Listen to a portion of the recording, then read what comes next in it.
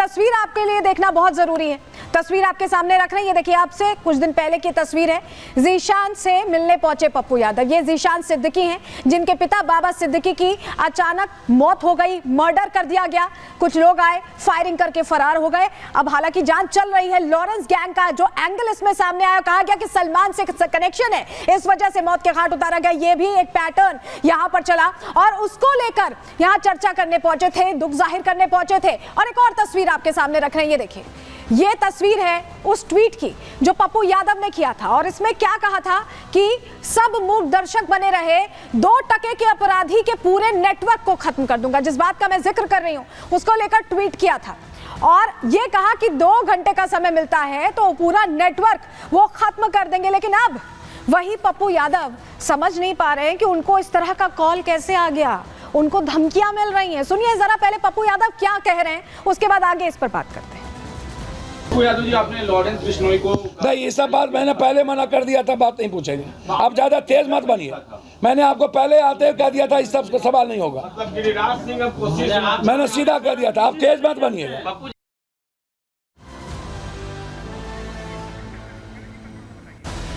तो सुना आपने पप्पू यादव क्या कह रहे हैं। पहले तो कह रहे थे कि सफाया करेंगे, लेकिन अब वो डर गए हैं। उनको कॉल आया है और इस कॉल में उन्हें जान से मारने की धमकी दी गई है। चलिए जानकारी आपके सामने रख रहे हैं। दरअसल आपको बताएं, पूर्णिया से सांसद पप्पू यादव को धमकी मिली और ये धमकी कहां मिली है, कॉल पर मिली है। लॉरेंस गैंग के शूटर मयंक ने यह धमकी दी है।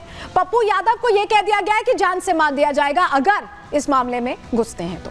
26 अक्टूबर को सोशल मीडिया पर यह पोस्ट जो उनकी तरफ से किया गया है उसको लेकर कहा गया है, सोशल मीडिया पर वायरल हो रहा है ऑडियो और रेस्ट इन पीस करने की धमकी दे दी गई है। रेस्ट इन पीस यानी RIP कह रहे हैं पप्पू यादव को।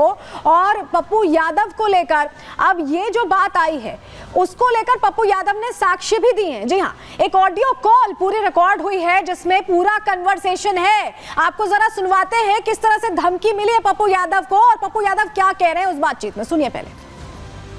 तो कमेंट या कहीं किसी के खिलाफ बोलना सोच समझ के बोलना चाहिए भैया। किसी के खिलाफ, क्या कह रहे हैं, किसी के खिलाफ और किसी के सही चीज के खिलाफ जो बात जो नॉर्मल में जो ट्वीट करते हैं ना, किसी भी घटना को लेके, किसी भी परिस्थिति को लेके वही ट्वीट होता है। कोई किसी व्यक्ति के बारे में, किसी चीजों के बारे में कोई मतलब उन्हें नहीं रहता है।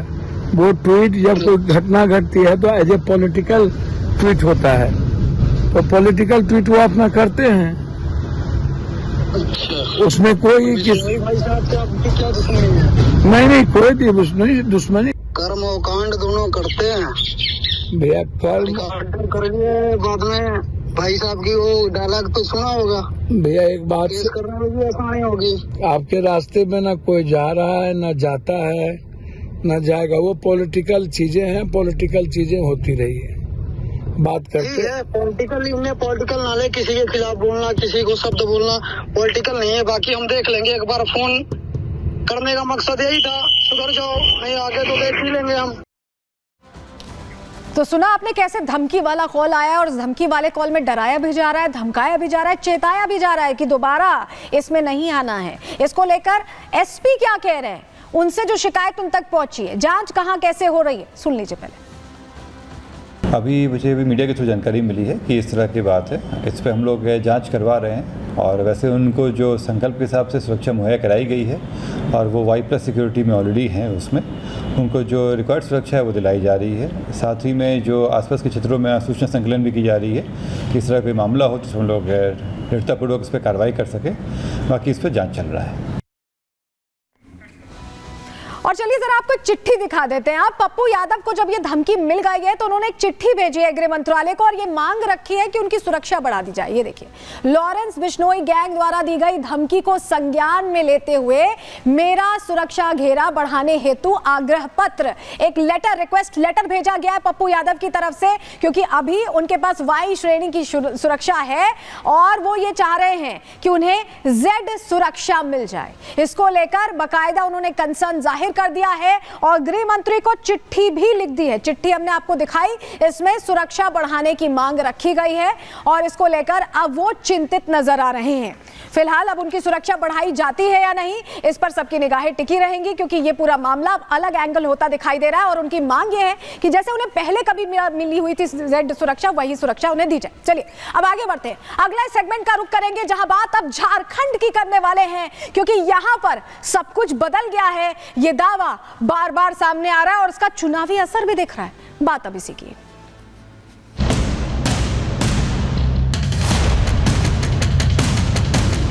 ये 11% बांग्लादेशी घुसपैठिया है।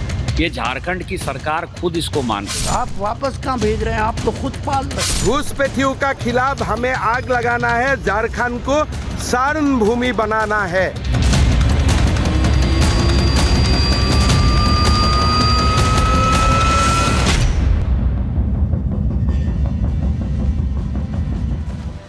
झारखंड में चुनावों से पहले भी और चुनावों की तारीखों के ऐलान के दौरान भी ये बात बार बार सामने आई कि यहाँ पर डेमोग्राफी बदल गई। डेमोग्राफी का मतलब जिस अनुपात में हिंदू और मुस्लिम हुआ करते थे वो तस्वीर बदल गई है और ये बात अब एक साक्ष्य के जरिए रखी गई है निशिकांत दुबे की तरफ से, जो कि झारखंड से ही सांसद हैं और उन्होंने ये बताया कि 2023 की ये रिपोर्ट बताती है कि कैसे वाकई यहाँ पर अनुपात में बदलाव हुआ है और हैरान करने वाला बदलाव हुआ है। और इसी पर अब कहीं ना कहीं हेमंत सोरेन सरकार घिरती दिखाई दे रही है, जवाब नहीं दे पा रही है, क्योंकि देखिए जो खुलासे हुए हैं, चलिए आपको सबसे पहले बताते हैं कि खुलासे क्या हुए हैं, क्योंकि आपके लिए जो आंकड़े सामने आए हैं वो हैरान करने वाले हैं और आपके लिए समझना जरूरी है कि आखिर आंकड़ों में कहा क्या गया है।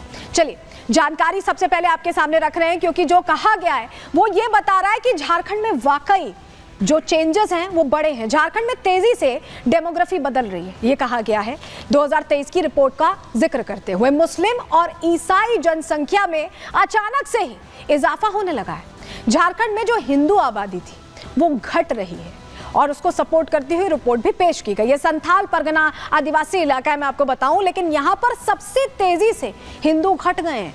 आदिवासियों की संख्या भी यहाँ तेजी से घट गई है, ये जानकारी मिल रही है। इसको लेकर आंकड़े सामने आ रहे हैं। डेमोग्राफी चेंज पर अब बीजेपी सवाल कर रही है, बीजेपी प्रश्न पूछ रही है। झारखंड सरकार इसे बढ़ावा दे रही है, ये आरोप भी बीजेपी की तरफ से लगाए जा रहे हैं और बीजेपी का यह कहना है कि इससे आदिवासी अस्मिता, जिसके लिए झारखंड जाना जाता है, पहचाना जाता है, वो आदिवासी अस्मिता खतरे में आ गए हैं। यहां तक कि जो आदिवासी हैं उनकी जमीन भी छीनी जा रही है, उनकी जमीन हड़पी जा रही है, ये बात कही गई है। और चलिए आपको जरा वो 2023 का वो पत्र दिखा देते हैं जिसका जिक्र कर रहे हैं निशिकांत दुबे, जिसके बेस पर वो ये बात कह रहे हैं। ये देखिए, ये वो लेटर है और ये झारखंड की जो स्पेशल सेल है उसका लेटर है। तो किसी राजनीतिक पार्टी का इससे कोई लेना देना नहीं है, ये साक्ष्य है, ये रिपोर्ट है 2023 में जो लेटर में लिखा गया है उसकी मोटी मोटी बातें हम आपको बताएं। इसमें ये कहा जा रहा है कि घुसपैठिए बहुत तेजी से यहाँ नागरिक बन रहे हैं और इसको लेकर कुछ किया नहीं जा रहा है। 2023 की रिपोर्ट है, 2024 में इस वक्त हम हैं,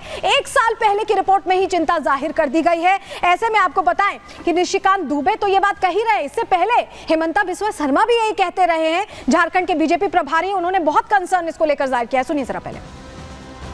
9% मुस्लिम आबादी थी 1951 में, आज वो 24% हो गई। पूरे देश में से मुस्लिम जो है 4% बढ़ा, हमारे संथाल प्रणाम में वो 15% बढ़ा। ये 11% बांग्लादेशी घुसपैठिया है। ये झारखंड की सरकार खुद इसको मान रही है।